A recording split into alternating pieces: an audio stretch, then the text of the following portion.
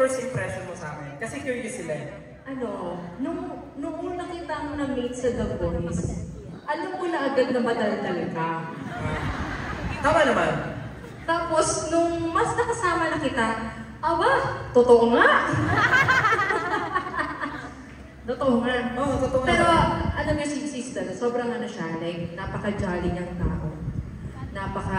Oo. Tapos, talagang dedicated siya sa trabaho niya. Kaya talagang pinagpapala ko ni Lord.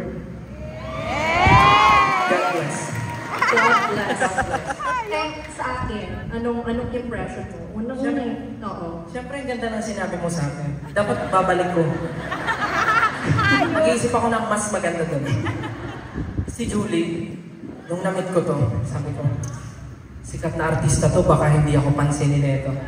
Grabe naman. Sikat na artista to, baka hindi kami maging close. Nung nakakilala ko si Julie, sabi ko, hala! Ganito pala si Julie!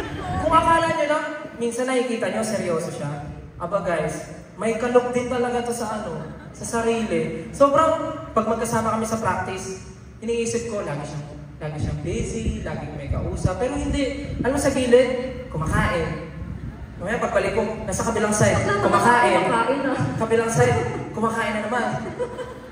So, pinapalabas mo kung matakaw ako? Hindi. Sinasabi ko na marami ka ng budget.